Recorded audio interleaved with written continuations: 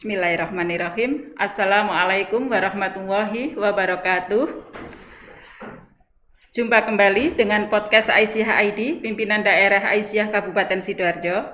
Saya Muflika yang akan menemani Anda sampai insya Allah setengah jam ke depan. Pemirsa dimanapun Anda berada, beberapa waktu yang lalu, sekitar bulan Juni sampai dengan awal Agustus, kita menjumpai betapa banyaknya masyarakat kita yang terinfeksi COVID-19. Bahkan positif hariannya sampai mencapai 50.000 dan merupakan yang terbesar nomor 1 di dunia pada saat itu. Pemirsa, pada saat yang sama kita melihat bagaimana layanan kesehatan mengalami kelumpuhan baik di rumah sakit, di klinik maupun di apotek. Kita jumpai tetangga kita, saudara-saudara kita yang panik mencari rumah sakit karena semua layanan kesehatan sudah overcrowded. Kita juga menjumpai suatu fenomena panic buying di apotek-apotek, bahkan di pasar-pasar online, betapa masyarakat kita itu panik mencari vitamin, bahkan obat-obatan yang sebenarnya kita juga perlu mengkaji apakah itu kita perlukan atau tidak.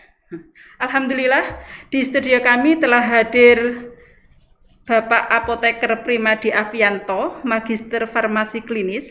Beliau adalah apoteker praktisi yang sehari-hari bekerja di apotek. Beliau juga sekretaris pengurus cabang Ikatan Apoteker Indonesia Kabupaten Sidoarjo. Assalamualaikum Mas Primadi. Waalaikumsalam Bu Muflika. Terima kasih banyak sudah hadir di studio kami. Matur nuwun sangat undangannya.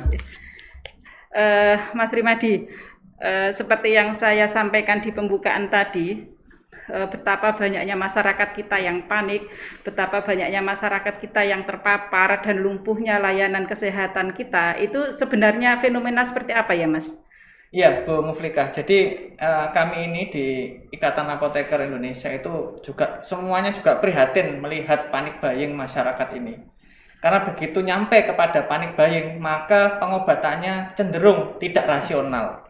Nah, jadi padahal kita mengenal bahwa pengobatan itu harus rasional. Artinya dia aman, dia juga efektif, dan juga ngefek kepada sakitnya itu tadi. Kalau seperti itu bagaimana Mas? Karena kalau saya melihat ya, terutama di pasar-pasar online itu, kami biasa di Aisyah itu kan punya grup gitu ya untuk memfasilitasi untuk meningkatkan ekonomi anggota gitu. Kami bentuk grup baik di ranting itu tingkat desa ya, Aisyah tingkat desa, tingkat kecamatan itu biasanya kami bentuk semacam pasar online grup yang di hari-hari tertentu kita boleh menawarkan belanja yang kita jual gitu. Itu banyak juga kemudian masyarakat yang membeli vitamin, terus obat-obat herbal, bahkan mohon maaf ada air putih yang kemudian diklaim sebagai anti COVID. Nah, itu menurut Mas Prim yang apoteker ini bagaimana ini Mas? Jadi sebelum kita bicara terapi Bu Muflika, kita kan harus tahu dulu sebenarnya kita ini sakit apa? Betul. Sakit apa? Baru nanti kita ada ikhtiar, ada pengobatan yang dilakukan sesuai dengan kondisi sakit kita itu tadi, dan sesuai dengan kondisi diri kita masing-masing. Jadi pengobatan itu harus tepat tadi, bukan hanya tepat sakitnya apa, tapi juga tepat dengan kondisi kita sendiri seperti apa. Terapi Bu Muflika sama-sama sakit ini misalnya ya, akan berbeda, bisa jadi akan berbeda. Jadi yang pertama kali kita harus tahu adalah sakit apa dulu dan kondisi kita seperti apa, baru obatnya apa nanti. Nah, melihat pasar online tadi juga saya juga mengamati Bu, di marketplace istilahnya ya, toko online itu yang bukan ada platform sendiri itu ya, kita tahu ya ada beberapa itu juga luar biasa sekali masyarakat mencari-cari itu, dan juga banyak juga yang tertipu produknya palsu dan sebagainya. Ini belum bicara apakah obatnya ngefek atau enggak ya. Ini barangnya aja sudah palsu gitu kan. Nah, jadi tidak ada jaminan keaslian dari obat yang kita beli ya Mas. Iya. Oh iya. Itu belum tentu juga ngefek nanti kan. Nah, ini belum bicara ngefeknya, barangnya karena belum tentu sesuai dengan yang kita butuhkan. Betul, belum tentu sesuai yang kita butuhkan. Iya. Kalau menurut Mas Prim, mestinya masyarakat ini apa yang dilakukan Mas terkait, ya pastilah kalau kita orang yang nggak paham gitu ya, begitu lihat tetangga kita pada sakit, pada masuk rumah sakit, besok keluar dalam, mohon maaf, kondisi sudah meninggal, setiap berapa jam sekali ambulan ngiung-ngiung, itu pasti bikin orang panik lah. Betul, betul. Nah, terus pasti kita pengen supaya kita nggak sakit gitu ya, melihat seperti itu, saya harus minum sesuatu, saya harus makan apa supaya saya nggak sakit seperti itu. Ya, nah, ya. Mestinya yang kita lakukan bagaimana itu, Mas? Oke, jadi kita sudah tahu Bu Mubrika, alhamdulillahnya syukur kita setahun bersama COVID ini kita tahu bahwa penularan utamanya adalah melalui pernafasan, droplet pernafasan.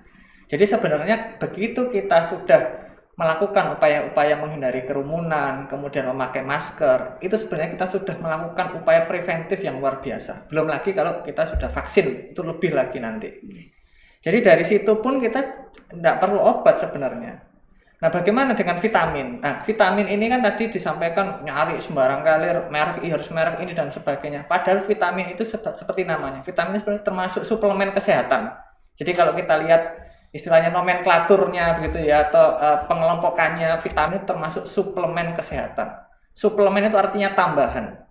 Nah, jadi tambahan diberikan ketika sakit, ketika makanan nutrisi kita memang kurang dan lain sebagainya. Jadi kalau kita sehat, kita bisa makan sayur, makan buah, itu sebenarnya tidak perlu sama sekali minum vitamin sebenarnya.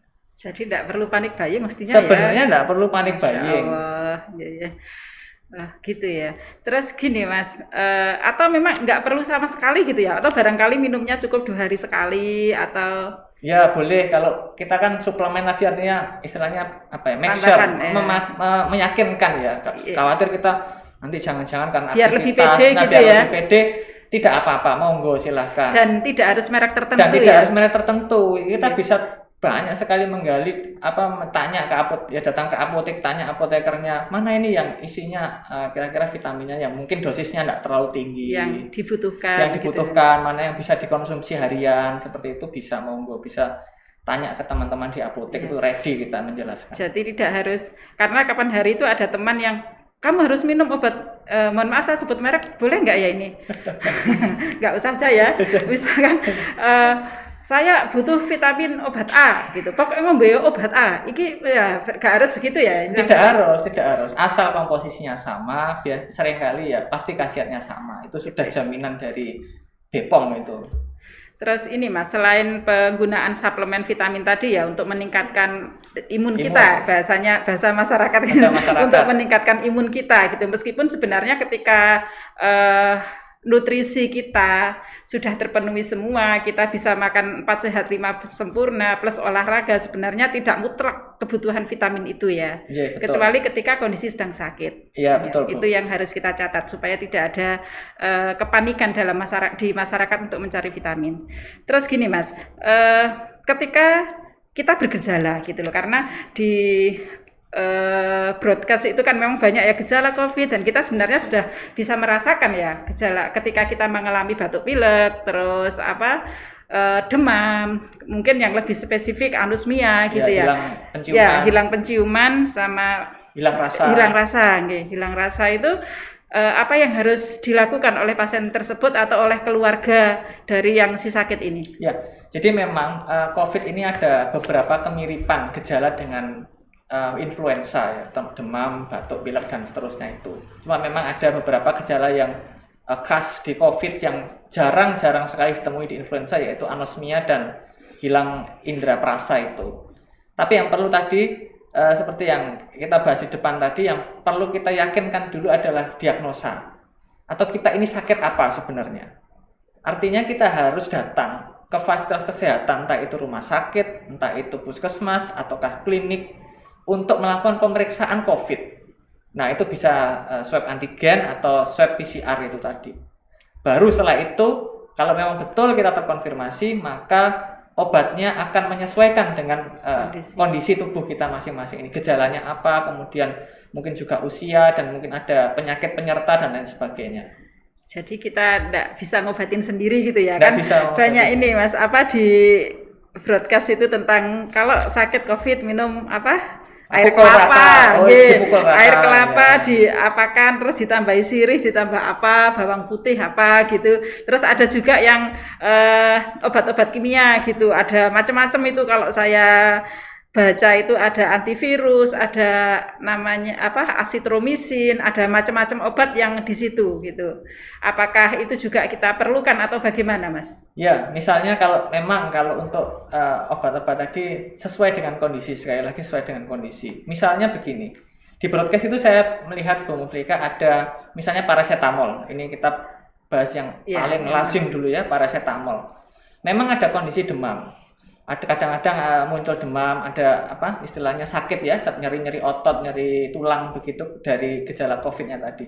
Itu mungkin bisa kita pakai. Kurang lebih karena obatnya juga relatif aman, kemudian dosisnya kita bisa yakin, kita bisa tanya juga dosisnya relatif istilahnya rentang terapinya lebar, efek sampingnya juga seringkali ringan. Nggak apa-apa kalau masyarakat menyetop itu. Tapi kalau tadi misalnya Bu Muflika menyebutkan azitromisin, ya azitromisin. Kita tahu bahwa azitromisin itu sebenarnya obat keras, Bu Muflika. Jadi azitromisin itu obat keras dan itu adalah antibiotik. Lebih tepatnya azitromisin itu antibakteri. Yang mana digunakan hanya untuk membunuh bakteri. Nah, sedangkan COVID sendiri adalah virus.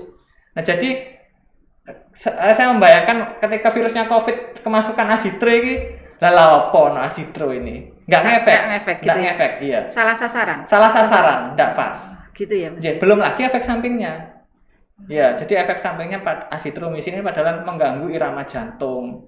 Kemudian juga merusak bakteri baik di pencernaan kita. Jadi kita kan sudah diberikan Allah ini bakteri baik dalam saluran cerna. Nah, kita menyengaja minum yang nggak tepat untuk membunuh bakteri-bakteri baik ini. Nah, ini kan suatu eman. Kesalahan yang disengaja gitu. Kesalahan yang disengaja. Jadi selama ini itu, Mas, mungkin karena ketakutan kita ya, daripada kita ke rumah sakit begitu. Kadang kalau saya guyonan sama teman-teman gitu, ojo ning rumah sakit, kok rumah sakit boleh mesti mati gitu. ketika banyak yang terpapar itu seperti itu kan biasanya ya, karena memang ke rumah sakit itu kondisinya pasti sudah parah kan, sudah parah, sudah harus pakai ventilator. Jadi memang kemungkinan sembuhnya ya relatif kecil dibandingkan ketika masih segera mendapatkan penanganan ketika masih awal-awal begitu ya. Jadi sebaiknya ketika kita merasa bergejala, maka yang harus dilakukan adalah mendatangi fasilitas kesehatan, baik itu klinik maupun rumah sakit atau puskesmas begitu ya. Nanti akan ada penanganan dari fasilitas kesehatan tersebut. Betul. Jadi tidak perlu kita ngikuti yang obat yang macam-macam yang ada di broadcast tersebut. Tetap semua harus dengan bantuan tenaga kesehatan. Termasuk Mas Primadi sebagai apoteker. Monggo, begitu. Silakan, siap. Saya konsultasi dengan yang teman-teman dari kesehatan. Nggih, Mas. Itu yang ketika sudah terkena nggih, ketika sudah terkena termasuk gini, Mas, ketika sudah kena dan sudah menghubungi fasilitas kesehatan dan kita sudah mendapatkan obat sesuai dengan kebutuhan kita, apakah kita juga boleh minum obat-obat lain seperti, karena kondisi panik, kondisi orang sakit itu biasanya pokoknya diomongi apa itu diminum pasti semua. Ya diminum semua. Minum jahe, minum apa lagi itu yang serai. Oke, ya termasuk air putih yang katanya anti COVID itu tadi. Jadi kita kalau obat itu kadang-kadang ini saya mengistilahkan itu seperti teman, Bu Muflika. Jadi obat ini kadang-kadang itu bolo nggak bolo kadang-kadang. Maksudnya gimana itu? Bolo nggak bolo. Jadi misalnya begini, ada obat ketika itu diminum bersamaan itu tidak apa-apa. Nah ini bolo teman. Nah, jadi tidak bersinergi ya, bisa malah mendukung efeknya, saling menguatkan efeknya yang mana kita harapkan itu, atau ya biasa aja, tidak menguatkan juga tidak melemahkan. Tapi ada juga obat itu yang tidak bolo. Nah ini tidak bolo obatnya. Ketika mereka ketemuan ini, mereka berkelahi istilahnya, malah menurunkan efeknya dua-duanya. Jadi efeknya obatnya tidak dapat sama sekali, yang ada muncul malah efek samping, atau kebalikannya, malah menguatkan efeknya itu berkali-kali lipat. Contohnya adalah dulu saya pernah ketemu ya, pasien itu pasien jantung, Bu Mulika. Pasien jantung itu sama teman-temannya itu disarankan minum jahe. Padahal yang bersangkutan ini sedang minum obat pengencer darah. Yang ada justru ternyata, nah ini jahe dan obat pengencer darah ini ternyata kok nggak bolo ternyata.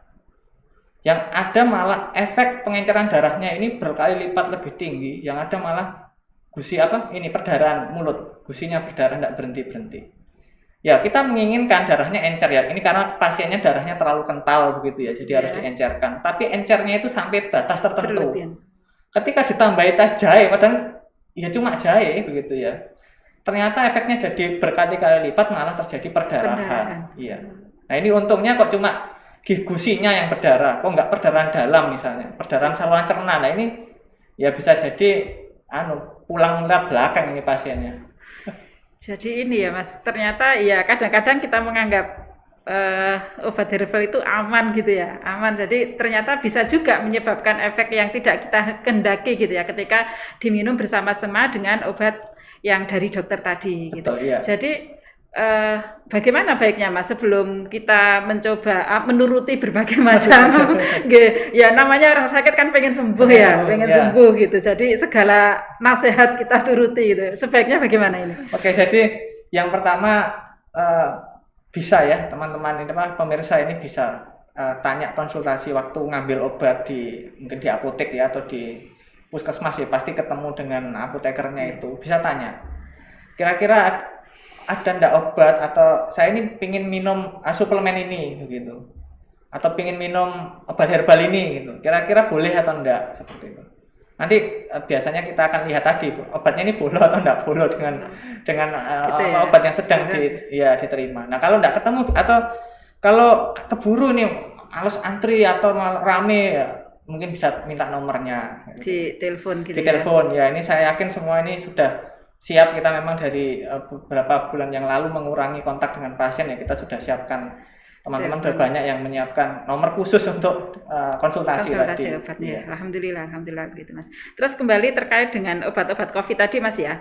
Terkait dengan obat COVID tadi, apakah kalau obat COVID itu juga bisa jadi seperti obat jantung tadi ya, bisa bolo dan tidak bolo gitu? Ya sama obat pasti punya karakteristik seperti itu. Itu memang karakteristik bawaan obatnya ya, bawaan lahirnya obat itu istilahnya. Nah sama juga dengan obat herbal. Ya meskipun obat herbal seringkali kita dikesankan aman dan sebagainya, ya memang ada betulnya ya, karena obat herbal itu seringkali sifatnya memang seperti itu. Tapi bagaimanapun di dalam herbal itu ada bahan kimia, ada namanya bahan aktif. Nah, ada bahan aktifnya. Kalau tidak aktif kan tidak mungkin menyebabkan tambah sehat, tambah segar. Gitu ya jahe itu kerasa anget. Nah, itu pasti ada bahan kimia dalam jahe tadi yang memang itu bahan kimia alami bahan kimia alami dari jahenya tadi yang menyebabkan kita badan terasa hangat dan sebagainya. Nah ini bahan kimia inilah yang bisa berinteraksi istilahnya ya dengan obat-obat lain termasuk obat COVID. Jadi advice dari yang paham tentang obat seperti Mas Primadi ini sangat dibutuhkan ya setiap ketika kita mau memulai sebuah terapi gitu Mas ya. Misalkan sakit apa gitu ya. Ya, mau menambahkan apa, mau menghentikan apa misalnya. Nggih. Bermanfaat sekali Mas nggih. Kadang-kadang kita kan herbal ya wis. Enggak efeknya beda dengan obat kimia, enggak cepat gitu. Jadi efek sampingnya lebih ringan gitu. Jadi kadang-kadang ya wis diminum aja gitu.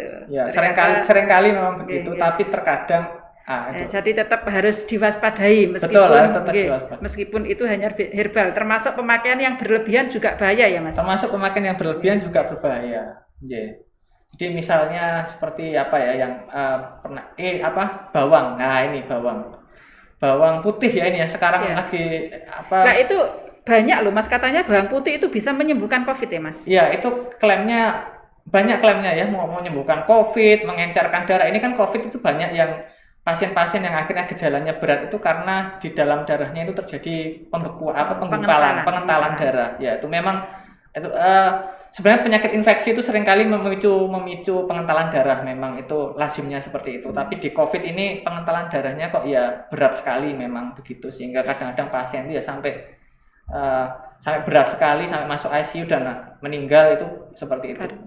Memang ya, memang di dalam bawang itu ada efek memang Bu Muflika. Jadi memang dari penelitian memang ada efek ke sana. Tapi yang belum terjawab sampai sekarang itu dosisnya berapa. Nah, karena kan bawang istilah begini ya, kesulitannya herbal itu adalah memastikan dosisnya. Karena bawang yang ditanam di Klaten itu di rumah saya sana sama bawang yang ditanam di Jawa Timur ini kandungannya bisa berbeda. Belum lagi usianya. Bawangnya sudah nyantol di pawon ya, di pawon itu 3 hari sama yang baru fresh kita petik gitu ya. Bukan kita petik ya, kalau kita panen gitu.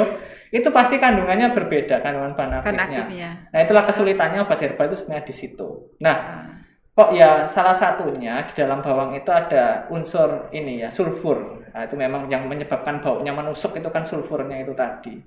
Nah, ini kalau pasiennya itu kebetulan sensitif pencernaannya, yang ada itu malah jadi mual, muntah malah. Kayak sakit mah gitu ya? Kayak sakit mah, malah memicu itu ke sana. Ya, jadi asam lambungnya naik, malah enggak karu-karuan. Nah, padahal pasien COVID itu butuh makanan protein tinggi, gizi yang cukup. Nah, kalau kepicu ini akhirnya jadi mual, muntah, makanannya yang justru protein yang sangat-sangat diperlukan tadi enggak bisa masuk. Nah, ini tubuh ini mau melawan virus, bahan bakarnya enggak ada proteinnya. Justru marah kontra dengan ini tadi.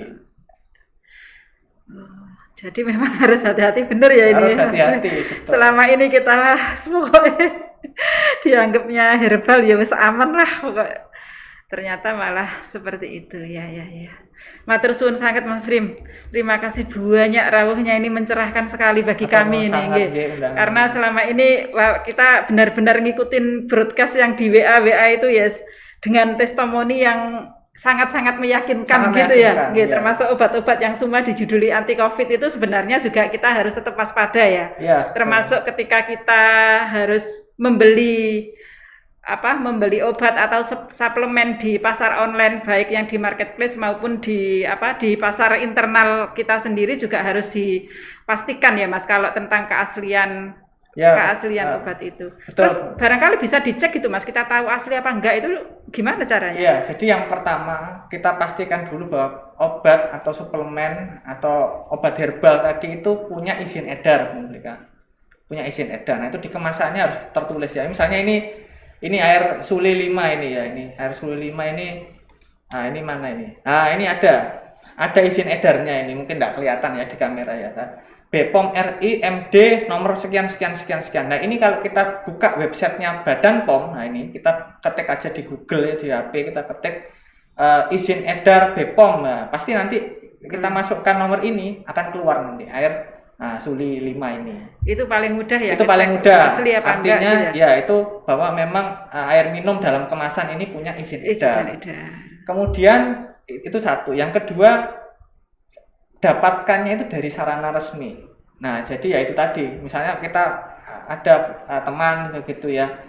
Kita tahu teman kita dia punya usaha apotek misalnya. Nah, ini kan kemungkinan besar ya memang obatnya diambil dari apotek itu kemudian ditawar-tawarkan kan begitu. Iya.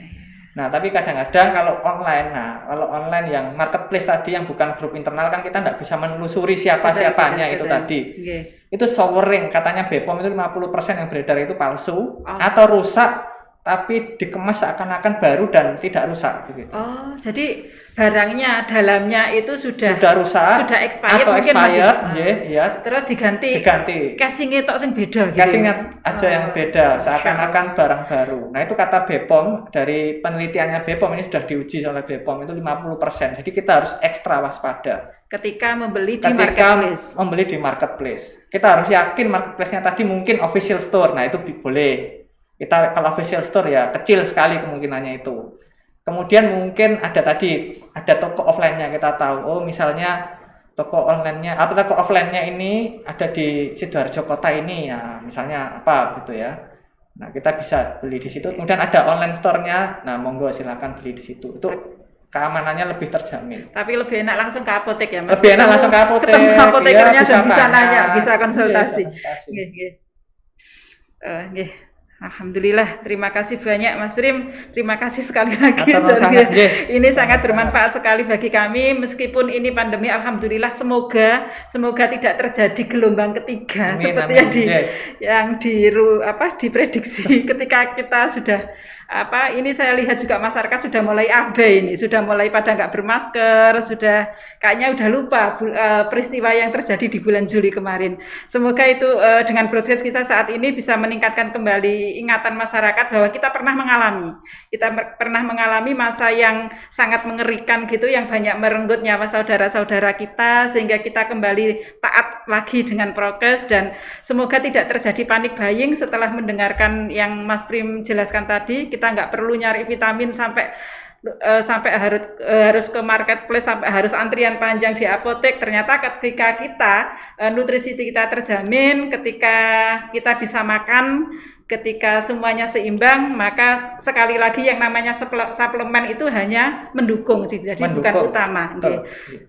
Ketika kita sudah sakit, maka segeralah periksakan dan berkonsultasi dengan para tenaga kesehatan. Begitu Mas Rim. Siap. Alhamdulillah, terima kasih pemirsa dimanapun Anda berada. Demikian tadi diskusi kami dengan Bapak Apoteker Primadi Avianto, Magister Farmasi Klinis. Semoga memberi manfaat untuk kita semua.